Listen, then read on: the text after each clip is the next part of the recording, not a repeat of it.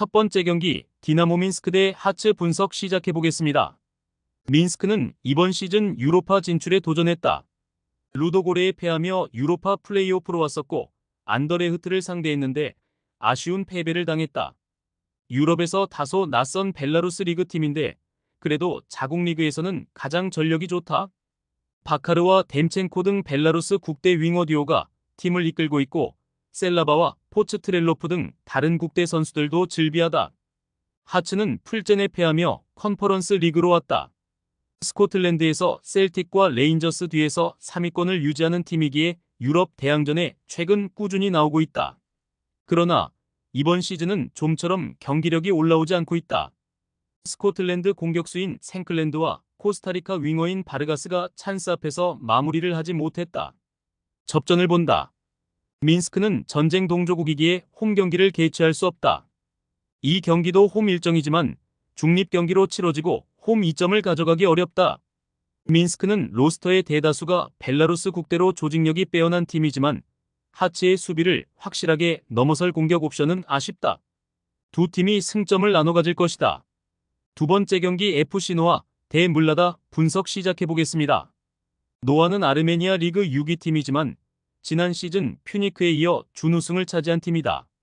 그리고 컨퍼런스 리그 플레이오프에서 아테네와 루존베르크를 연파하며 본선 진출에 성공했다.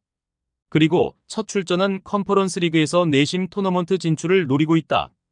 부르키나파소 국대 미드필더인 상가레를 비롯해 감보시와 오마르 등 경쟁력 있는 중앙 미드필더들이 있다. 물라다볼은 이번 시즌 체코 리그 10위로 처져 있다. 지난 시즌 5위를 차지하며 플레이오프 일정을 치렀는데 하포엘 베르셰바와 퍽시 등에 승리했다.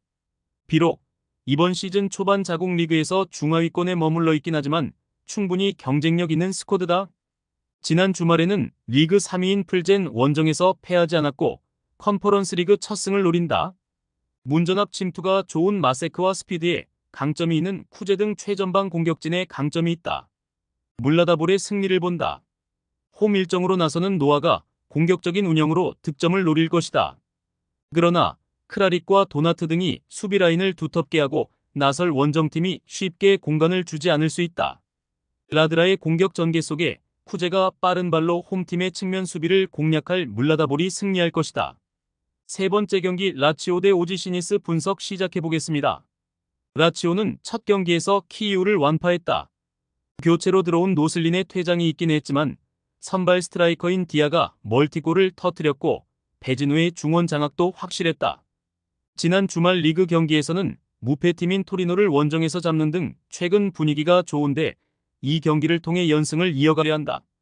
페드로와 이삭센이 디아와 함께 팀의 공격을 이끌 것이다. 니스는 홈에서 소시에다드 상대로 승리의 기회가 있었지만 살리지 못했다. 동점 상황에서 디옵과 게상에게 골 찬스가 주어졌는데 마무리를 하지 못했다. 그래도 최근 3경기에서 무패를 기록하고 있고 두 차례 클린시트에 성공했다. 은돔벨레와 로사리오 등이 나서는 중원의 안정감도 눈에 띈다. 라치오의 승리를 본다. 은돔벨레와 로사리오가 중원에 나설 원정팀이 수비 위주로 상대의 공세를 막아내려 할 것이다. 그러나 라치오는 카스테야노스와 디아 등 해결할 선수들이 즐비하고 홈의 2점을 살릴 수 있다.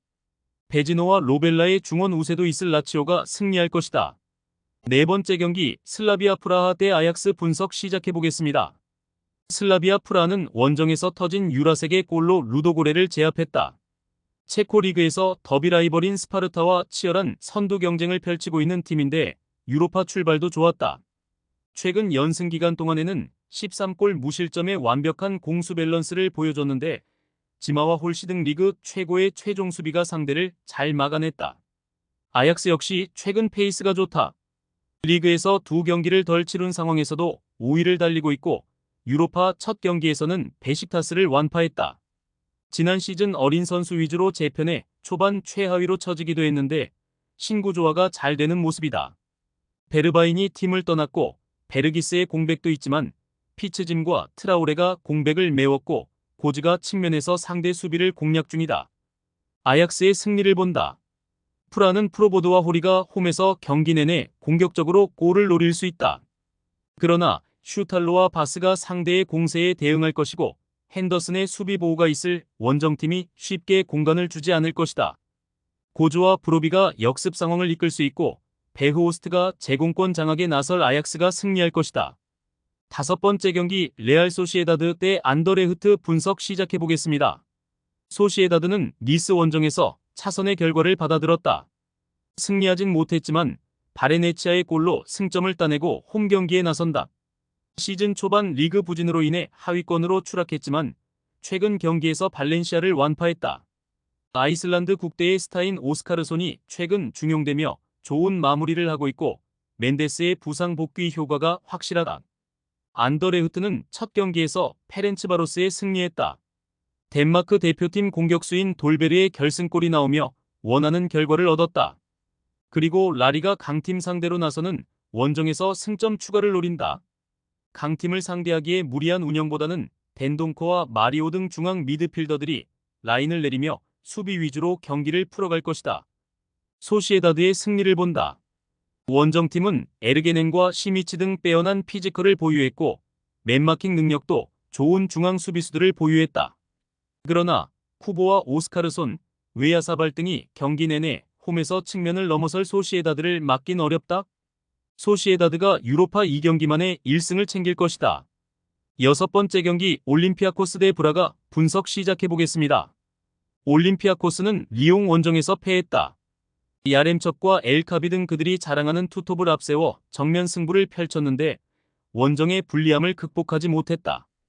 그래도 홈 경기력은 믿을만하기에 이 경기 승리를 노린다. 가르시아와 치키뉴 등 중앙 미드필더들이 라인을 올리며 공격적인 운영을 할 것이고 오르테가의 오버래핑도 기대할 만하다. 브라가는 결승골 포함 멀티골을 터뜨린 브루마의 원맨쇼를 앞세워 텔아비브에 승리했다. 상대의 강한 저항에 고전하기도 했지만 포르투갈 리그의 강팀의 모습을 보였다.